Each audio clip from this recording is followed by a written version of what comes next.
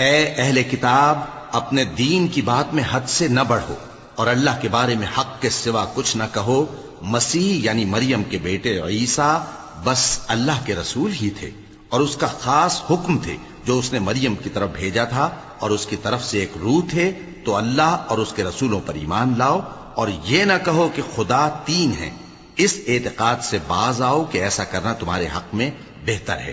اللہ ہی معبود واحد ہے اور اس سے پاک ہے کہ اس کی اولاد ہو۔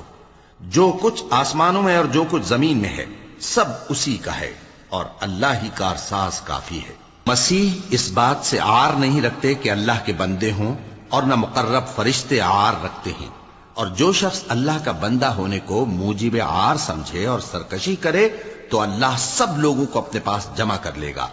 اب جو لوگ ایمان لائے اور نیک کام کرتے رہے وہ ان کو ان کا پورا پورا بدلہ دے گا اور اپنے فضل سے کچھ زیادہ بھی عنایت کرے گا، اور جنہوں نے بندہ ہونے سے عار و انکار اور تکبر کیا تو ان کو وہ تکلیف دینے والا عذاب دے گا، اور وہ اللہ کے سوا اپنا کوئی حامی اور کوئی مددگار نہ پائیں گے۔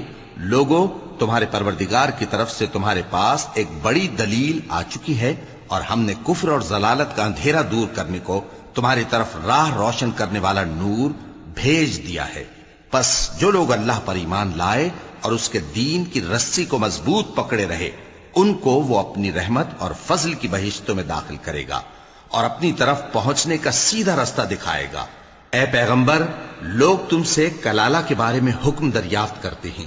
کہہ دو کہ اللہ کلالہ کے بارے میں یہ حکم دیتا ہے کہ اگر کوئی ایسا مرد مر جائے جس کے اولاد نہ ہو اور نہ ماں باپ اور اس کی ایک بہن ہو تو اس کو بھائی کے ترکے میں سے آدھا حصہ ملے گا،